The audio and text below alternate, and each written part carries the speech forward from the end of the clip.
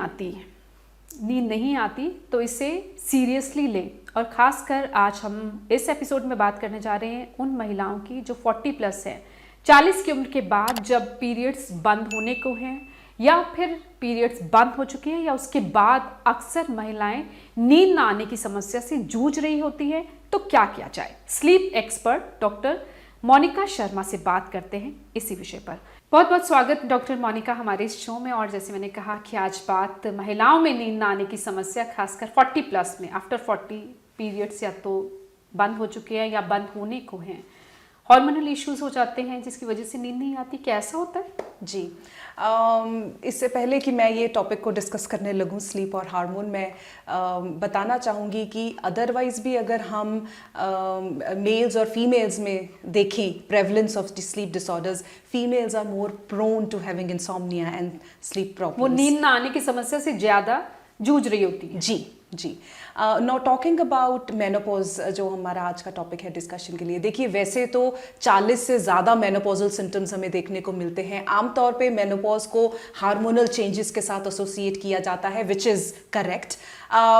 So if I have to mention about 5 top menopause symptoms जो हमको अपने patients में देखने को मिलते हैं, उसमें नंबर 1 रहेगा हॉट फ्लैशेस या स्वेटिंग, वेजोमोटर सिम्टम्स जिनको हम कहते हैं, फॉलोड बाय इंसोम्निया या डिस्टर्ब्ड स्लीप। इसके अलावा जो महिलाएं हैं, मेनोपॉजल जो वुमेन हैं, उनको फिटीग, टायर्डनेस वो बहुत महसूस करती हैं, जिसके चलते उनको मूड चेंजेस भी उनको महसूस होते हैं, and also there is decreased libido. So these are top 5 symptoms that we see in menopausal women. So focusing on insomnia, यहाँ पे हम ये बात समझ ले रजिंदर कि हार्मोनल चेंजेस जो हैं वो हमारी स्लीप को इम्पैक्ट करते हैं, और हमारी स्लीप जो है वो हार्मोनल प्रोडक्शन में को इम्पैक्ट करता है। So you see there is cause and effect relationship here, और बहुत ही इंट्रिकेटली आपस में ये जुड़े हुए हैं। और ये सिर्फ फीमेल हार्मोन, यानी कि अगर नींद ना आई तो हार्मोन्स पे असर पड़ेगा, और हार्मोन्स चेंज होते हैं तो नींद पे असर पड़ेगा। बिल्कुल। सो ये एक ऐसा रिलेशनशिप ये दोनों जो कंडीशंस हैं वो आपस में शेयर करती हैं। और ये सिर्फ फीमेल हार्मोन्स या मेनोपॉज को लेके नहीं, ओवरऑल हार्मोनल हेल्थ जिसको हम कहते हैं, उस पे स्लीप का डायरेक्ट इन्फ्लुएंस रहता है। So good sleep means good hormones, and bad sleep means that it is going to impact hormones adversely. So जैसा कि आप जानते हैं, फीमेल हार्मोन्स हैं, एस्ट्रोजन के लेवल्स जो हैं वो ड्रॉप होते हैं, जिसके चलते बहुत सारे बॉडी में फिजियोलॉजिकल, मेंटल सिम्टम्स जो हैं वो मेनोपॉजल वुमेन एक्सपीरियंस करती हैं। एक सिम्टम होता है कि बॉडी टेम्परेचर अप जाता है। जब बॉडी टेम्परेचर अप जाता है तो फिर स्वेटिंग बहुत होती है, गर्मी बहुत लगती है, एकदम से पसीने छूटते हैं, एकदम से, चाहे एसी भी चल रहा हो गर्मी के दौरान। जी बिल्कुल, आप ठीक कह रहे हैं। तो इसके चलते जो है नींद डिस्टर्ब होती है, और यूजुअली जो मैंने अपने पेशेंट्स में देखा है, बिटवीन 2 to 4 AM ये सिम्टम्स ज्यादा आते हैं, तो नींद टूटती है, एकदम से नींद खुल जाती है, पसीने छूटने लगते हैं। जी। सो कई बार ऐसे होता है कि आपने वॉशरूम जाना है, आप वापस आए, नींद एक बार खुल गई, इन सारे सिम्टम्स के चलते, क्योंकि अब स्वेटिंग हो रही है, हॉट फ्लैशेस हो रहे हैं।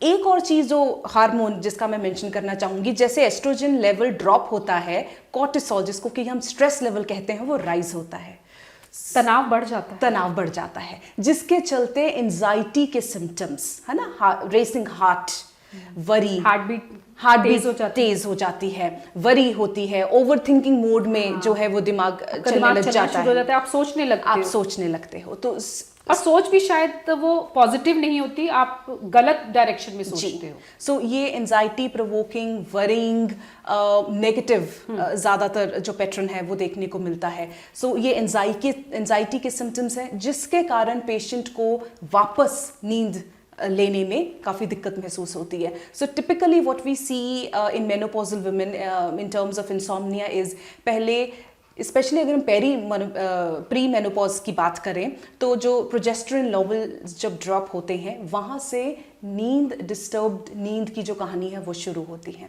अब यहाँ पे अगर देखिए हम अवेयरनेस क्रिएट कर रहे हैं, सो अगर हम प्री मेनोपॉजल फेज में थोड़ा अटेंशन अपनी नींद की तरफ दें जब नींद डिस्टर्ब होने लगती है। कई दफ़ा फीमेल जब हम उनसे हिस्ट्री लेते हैं तो वो कहेंगे मैम ये तो 2 साल से हमारे साथ हो रहा है। बड़ी इजीली ले लेते हैं, अच्छा चलो नींद नहीं आ रही, वैसे ही नहीं आ रही होगी। एंड दे से कि हम लाइट स्लीपर हैं, I am a poor sleeper, मेरी नींद कच्ची है, बहुत जल्दी डेफिनेशन अपने आप। सो देखिए what I am trying to highlight here is कि अगर हम प्री मेनोपॉजल फेज में ही स्लीप के डिस्टर्बेंस को आइडेंटिफाई कर ले तो मेनोपॉज की फेज में जब वो एक डिसऑर्डर और एक कंडीशन बन जाती है उससे हम बच सकते हैं। सो अगर प्री मेनोपॉज में स्लीप डिस्टर्बेंसेस हो रहे हैं, because one of the first symptoms that we see in pre menopausal phase is disturbed sleep.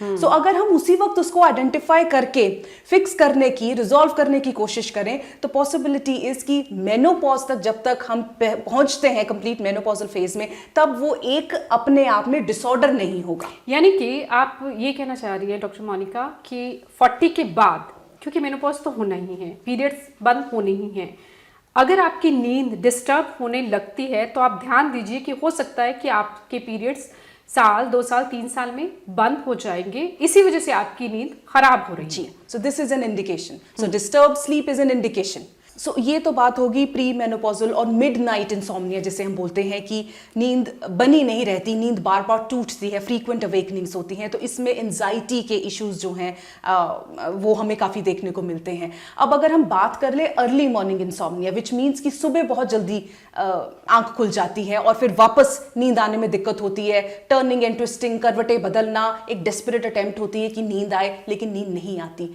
और आप जितनी कोशिश करते हैं कि नींद आए उतनी नींद दूर भागती है, ये भी होता है। जी। सो ऐसे पेशेंट्स में हम लोग अंडरलाइन डिप्रेशन के भी सिम्टम्स जो है वो हमें देखने को मिलते हैं। So we usually associate early morning insomnia with an underline depressive condition. तो ऐसे हालात में आप क्या सलाह देते हो? कुछ इलाज होता है इसका कि कुछ जागरूक रहकर हम इसे ठीक कर सकें? देखिए दोनों चीज़ें हैं। पहली बात अवेयरनेस, जैसे कि मैंने बोला कि हमको थोड़ा सा अपने स्लीप पैटर्न्स की तरफ, जब हम इस फेज़ की तरफ बढ़ते हैं, सो आई एडवाइज वुमेन कि आप थोड़ा सा माइंडफुल हों अपनी नींद को लेके, उसकी तरफ थोड़ा ध्यान दें। जैसे आपको लगे कि हाँ एक पैटर्न बदल रहा है, अब मैं ऐसे नहीं सो रही जैसे मैं पहले सोया करती थी, so just be mindful. And if you have any physician, try speaking with them and find out कि आप कौन से फेज़ में हैं, क्या ये प्री मेनोपॉजल फेज़ आपका शुरू हो गया है। उसके अलावा आप थोड़ा और अपनी तरफ ध्यान दें, अपने आप को प्रायोरिटी बनाएं, अपनी फिजिकल, मेंटल हेल्थ, अपनी स्लीप हेल्थ को थोड़ा सा आप प्रोटेक्ट करने की और प्रायोरिटाइज करने की कोशिश करें, जिसका मतलब ये है that create time for your sleep. हम लोग बहुत जल्दी, स्पेशली जो फीमेल्स हैं, वो सेक्रीफाइस करती हैं अपनी हेल्थ को फॉर फैमिली। सो जैसे हम बाकियों को, अपने बच्चों को, अपनी बाकी फैमिली मेंबर्स को प्रायोरिटाइज कर रहे हैं, वैसे ही हमने भी अपने आप को प्रायोरिटाइज करना है। And sleep is very very important. आप इस तरह से मान के चलिए कि हम अपने गैजेट्स को, हमारा लैपटॉप हो गया, हमारा फ़ोन हो गया, हमारा आईपैड हो गया, जैसे ही उसकी बैटरी लो होती है from green to yellow and yellow to red, हम फटाफट ढूंढते हैं कि चार्जर लेकर आओ और प्लग इन इसको करें। इसी तरह से हमने अपनी सेहत को, अपनी स्लीप हेल्थ को भी प्रायोरिटाइज करना है। हमने इस तरफ ध्यान देना है कि मेरी battery from green to yellow हो गई, येलो टू रेड हो गई, और अब मैंने अपने आप को रिकवरी मोड के लिए, रेस्ट मोड के लिए प्रिपेयर करना है। उसके लिए आप अपने लिए कम से कम 7 to 9 आवर्स ऑफ स्लीप जो है वो रिजर्व करके रखेंगे। ये बात होगी पेरीमेनोपॉजल, यानी कि मेनोपॉज से पहले, ड्यूरिंग मेनोपॉज और आफ्टर मेनोपॉज, उस दौरान भी तो नींद ना आने की समस्या महिलाओं में बहुत होती है। जी।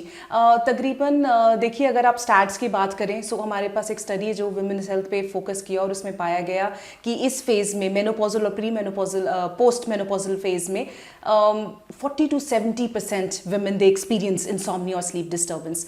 और दूसरी बात मैं ये यहाँ पे मेंशन करूँगी राजिंदर, भी सिर्फ हमें इंसोम्निया नहीं, there are other sleep conditions, there are about 80 different sleep disorders. So insomnia is the most common. उसके बाद जो हमें कॉमनली मेनोपॉजल वुमेन में देखने को मिलता है वो है स्लीप डिसऑर्डर्ड ब्रीदिंग, जिसको कि आमतौर पे एपनिया बोला जाता है। क्या होता है? जिन लोग, जैसे कि हम खराटे की बीमारी कहते हैं। सो loud chronic snoring again is indicator of an underlying sleep disorder and a serious sleep disorder. So सिर्फ नींद डिस्टर्ब हो रही है अगर रात को, जैसा हमने इंसोम्निया की बात की, उसके अलावा अगर पेशेंट खुद रिपोर्ट कर रहा है या यूजुअली बेड पार्टनर या बच्चे रिपोर्ट करते हैं कि मम्मा बहुत ऊंचे खराटे लेती हैं, सो उसको भी हमने इग्नोर नहीं करना या मजाक में उसको नहीं लेके छोड़ देना. सो ये एक इंडिकेटर है एक अंडरलाइंग सीरियस स्लीप डिसऑर्डर को, जिसको हम स्लीप एपनिया बोलते हैं. So that is the point when patient should see experienced qualified sleep doctor for further assessment and evaluation. So एक दफ़ा हमारे पास assessment होगी, evaluation होगी, diagnosis रहेगा, तब हम जो है वो treatment की तरफ और management की तरफ बढ़ते हैं. कुछ सावधानियां बरत कर, कुछ खास चीज़ों का ख्याल रख कर क्या अपनी नींद को बेहतर किया जा सकता है ड्यूरिंग दिस स्टेज, पेरीमेनोपॉज या प्री मेनोपॉज एज में? जी देखिए, स्टार्टिंग पॉइंट जो है हमें अपने आप से ही शुरू करना है in terms of having good sleep habits, in terms of having good sleep behaviours. So उसमें जैसे कि हमने बोला कि आपने अपने लिए सबसे पहले तो कमिटमेंट लेकर आनी है, self care, self love, right, कि मैंने अपने लिए ये टाइम जो है वो रिजर्व किया. सो फॉर एग्जांपल अगर आपने 10:30 बजे का आपने टाइम अपने लिए रिजर्व किया बेड टाइम का, सबसे पहले आप एक अलार्म लगा के रख लिए, और वो अलार्म जो है वो तकरीबन आधे पौने घंटे पहले आपको रिमाइंड कराएगा, एक रिमाइंडर होगा that start preparing yourself for sleep. अब हमने प्रिपेयर कैसे करना है? कुछ सेल्फ केयर रिचुअल्स के साथ, right. It can be as simple as oiling your hair, अपने आप को अच्छी सी एक हेड मसाज दीजिए, राइट. बहुत लोगों को कैमोमाइल टी अच्छा से फ़ायदा महसूस होता है अनवाइंड करने को. जो देखिए मेंटली कई बार बहुत सारी टेंशन्स होती हैं, बहुत सारा तनाव होता है जो एक लेडी के दिमाग में चल रहा होता है, क्योंकि सबको बांध के रखना है, दिन भर के काम काज हैं, और हो सकता है आपकी जॉब भी हो, जी, बच्चे बड़े हो रहे हैं, उनकी करियर की चिंता हो, घर में बुजुर्ग हैं, उनकी फिक्र हो. सो अपने लिए आधा पौना घंटा निकालना जरूरी है सोने से पहले, जिसको कि हम डाउन टाइम या अनवाइंडिंग टाइम कहेंगे. वो एक अपॉर्चुनिटी देता है दिमाग को स्विच ऑफ करने में. सो धीरे धीरे what I call is setting the scene for sleep. उस दौरान क्या किया जाए? जी, सो उस दौरान सबसे पहली बात कि हमने अपने गैजेट्स अपने से दूर रखने हैं. सो ब्लू लाइट जो है वो उसका एक अपना इफेक्ट होता है हमारे ब्रेन पे, और वो स्लीप को जो है वो डिले करता है. So we have to be mindful, we have to be watchful कि हम बेड पे बैठ के, बेड पे लेट के कोई नेटफ्लिक्स नहीं देख रहे, कोई फेसबुक, कोई सोशल मीडिया नहीं हम यूज़ कर रहे. सो इलेक्ट्रॉनिक गैजेट्स का जो यूजेज है वो आप 45 से 1 घंटे पहले बंद कर दें. उसके अलावा जो आप कर सकते हैं, बहुत लोगों को एक सूदिंग म्यूजिक, वो आपके माइंड को रिलैक्स करने में, किताबें पढ़ते हैं, कुछ लोग किताबें पढ़ते हैं, लेकिन इसमें भी we have to be little careful Rajinder, भी कोई भी स्टिमुलेटिंग एक्टिविटी, हाँ, है ना. म्यूजिक भी जो है you should be careful about the choice of music. जैसे इंस्ट्रूमेंटल म्यूजिक है, भजन कीर्तन सुनना अच्छा सूदिंग होता है. बहुत लोगों को चैंटिंग करना, तो डांस के मोड में आ जाएंगे, बिल्कुल, है ना. सो हमको जो है वो सूदिंग कामिंग इफेक्ट चाहिए उस म्यूजिक से, रादर देन कि वो हमको और हाइपर कर रहा है या स्टिमुलेट कर रहा है. So anything which is helping you to settle down your mind, meditation, prayers जो है, कुछ स्ट्रेचिंग भी है, वेरी बेसिक स्ट्रेचिंग भी जो है वो जो तनाव हम अपनी मसल्स में लेके चलते हैं, so that also helps in relieving. So some very basic stretching muscles, neck और जैसे शोल्डर को है, आप नेक को मूव कर सकते हैं, गो वेरी स्लो. एंड यहाँ पे आप देखते हैं जितना तनाव ज्यादा होता है, जितनी एंजाइटी ज्यादा होती है, नेक और शोल्डर वाला जो एरिया होता है वो उतना स्टिफ होता है. सो इसीलिए आप हल्के हाथ से मसाज भी कर सकते हैं. Also having hot water shower really works. इसके पीछे भी एक साइंस है. ड्यूरिंग समर्स, जी, थोड़ा हल्के गुनगुने पानी से शावर लेना बहुत रिलैक्सिंग लगता है. शावर लेंगे, you can mentally visualize also कि वो जो सारी टेंशन है, जो सारा तनाव है, वो अब पानी के माध्यम से मेरे शरीर को छोड़ के जा रहा है. So these are some of the activities, what works for what we really have to see. But yoga इसके लिए कोशिश तो की जा सकती है, कोशिश करें ध्यान देकर, खास कर कि भाई नींद नहीं आ रही तो ये छोटे छोटे जो तरीके हैं उन्हें अपनाकर शायद हमें नींद आ जाए. और सिर्फ ये नहीं कि नींद नहीं आ रही और हम जूझते जा रहे हैं, हमें गुस्सा आ रहा है नींद क्यों नहीं आ रही.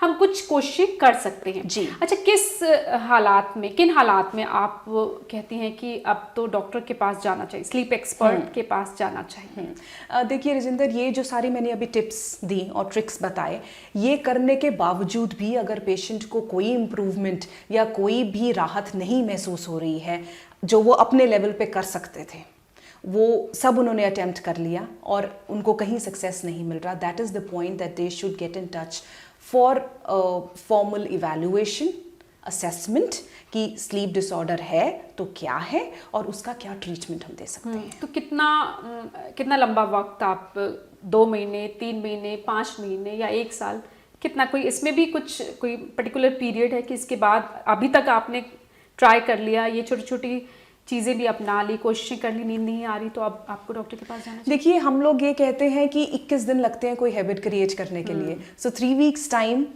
give it to yourself, try doing whatever you can, these sleep hygiene tips that I just mentioned. उसके अलावा अगर आपको ये सेंस आ रही है और आपको ये लग रहा है कि मेरे को यहाँ पे कोई इम्प्रूवमेंट नहीं दिख रही है, then that is a good time to get in touch with a sleep doctor. तो कि उसके बाद आप दवाइयाँ देती हैं नींद की? देखिए, नींद की दवाइयाँ is not the first solution. हमारी ट्रेनिंग में भी हमको ये नहीं बताया जाता, हमारी गाइडलाइंस, हमारे प्रोटोकॉल्स भी हमको ये परमिट नहीं करते हैं। सो हमारी फर्स्ट अटेम्प्ट ये होती है कि बिना दवाइयों पे रखे बगैर, पेशेंट के बिहेवियर्स को चेंज करके, पेशेंट के थॉट प्रोसेस को चेंज करके जो है हम उनकी स्लीप को इम्प्रूव करें। ओनली सर्टन ऐसे केसेस होते हैं which is based on the diagnosis. ये देखिए, स्लीप बहुत यूनिक होती है और पर्सन टू पर्सन डिफर करती हैं। सो जो स्ट्रैटेजीज एक पेशेंट के साथ काम कर रही है, जरूरी नहीं है कि वो दूसरे के साथ भी करे। So one size fits all doesn't work in the science of sleep, it has to be very personalised and tailor made. So ये सारी इंटरवेंशंस जो हैं, जिनको हम cognitive behavioural therapy for insomnia कहते हैं, जिसमें कि मेरी ट्रेनिंग है, हम वो ऑफर करते हैं। अच्छा, चलिए अब इस एपिसोड को हम क्लोज कर रहे हैं। जाते जाते अच्छी नींद के लिए कुछ टिप्स हमारे दर्शकों को जरूर दीजिए। जी, सो मैं जो 5 नॉन नेगोशिएबल टिप्स अपने पेशेंट्स को देती हूँ वो ये है कि रेगुलरिटी मेंटेन करनी है। हर रोज सही वक्त पर सोने के लिए जाएं। जी, सो आप एक टाइम बांधेंगे, इस टाइम पे हमको जाना है, और उठने का भी आप टाइम बांधेंगे, तो वो शायद आदत पड़ जाएगी। जी, सो हम बेसिकली यहाँ पे ब्रेन को कंडीशन कर रहे हैं और एक स्लीप पैटर्न जो है उसको सेट करने की यहाँ पे कोशिश कर रहे हैं। और मुझे लगता है ये बहुत कारगर होता होगा। जी, सो स्लीप जो रिदम है, जो सर्केडियन रिदम है, हम उसको सेट कर रहे हैं। दूसरा जो मैं अपने पेशेंट्स को एडवाइस करती हूँ कि सुबह उठते ही अगर आप 5 से 10 मिनट किसी भी तरह की mild to moderate physical activity कर सकते हैं, और अगर फिजिकल एक्टिविटी नहीं कर पा रहे तो रोज की जो दिनचर्या आप शुरू करते हैं वो आउटडोर्स में शुरू कीजिए। बाहर जाइए, आसपास गार्डन में थोड़ी देर वॉक जरूर करिए। जी, सो कई दफा देखिए लाइफस्टाइल ऐसा होता है, रिस्पॉन्सिबिलिटीज ऐसी होती हैं कि 7 दिन हम नहीं कर पाते। सो आपने मिनिमम एक कमिटमेंट लेना है कि मैं 10 से 15 मिनट हफ्ते में 5 दिन कम से कम जो है वो टाइम निकाल के अपनी फिजिकल एक्सरसाइज के लिए मैं करूँगी। और नींद ना आने की कॉस्ट पे आप 15 मिनट तो निकाल ही सकते हैं। सो डाइट के लिए भी morning breakfast is very important, and what we suggest is कि आप प्रोटीन लें। जी, क्योंकि देखिए महिलाओं में, क्योंकि this is women special episode that we are doing, they have a tendency कि वो सबको केटर करती हैं, अपने आप को इग्नोर कर चलते चलते खा लिया, ऑफिस जाना है या घर में भी है तो दूसरे भी काम करने हैं, और हाथ में खड़े खड़े कप में चाय ली और साथ साथ ब्रेकफास्ट हो रहा है। जी, सो वो थोड़ी हमें हैबिट्स जो है वहां पे चेंज करनी पड़ेंगी। ब्रेकफास्ट इज इम्पॉर्टेंट, और प्रोटीन लीजिए ब्रेकफास्ट में, और थोड़ा अपने आप को फिजिकली एक्टिव रखें। फिजिकल एक्टिविटी में भी राजेंद्र वी सजेस्ट कि try to do it in the first half of the day. शाम को बेड टाइम के पास कोई बहुत रिगरस एक्टिविटी हम लोग नहीं सजेस्ट करते हैं। So these are some of the tips which pre menopausal, menopausal women can adopt अपने डेली रूटीन में, ताकि डे टू डे, नाइट पर नाइट जो हमारी नींद है वो बेटर हो। बहुत बहुत शुक्रिया डॉक्टर मोनिका। और मुझे लगता है कि जो महिलाएं नींद ना आने की समस्या से जूझ रही होंगी, खासकर 40 की उम्र के बाद, उन्हें इस वीडियो को देखने के बाद काफ़ी मदद मिलेगी, और छोटी छोटी चीज़ें हैं, छोटी छोटी कोशिशें जिन्हें करके हो सकता है कि आप नींद ना आने की समस्या है उसे ठीक कर सकें। बहुत बहुत शुक्रिया इस वीडियो को देखने के लिए। वीडियो पसंद आए तो लाइक और शेयर ज़रूर करिए, और सेहतनामा विद राजेंद्र को अगर सब्सक्राइब अभी तक नहीं किया है तो इसे सब्सक्राइब ज़रूर करें। शुक्रिया।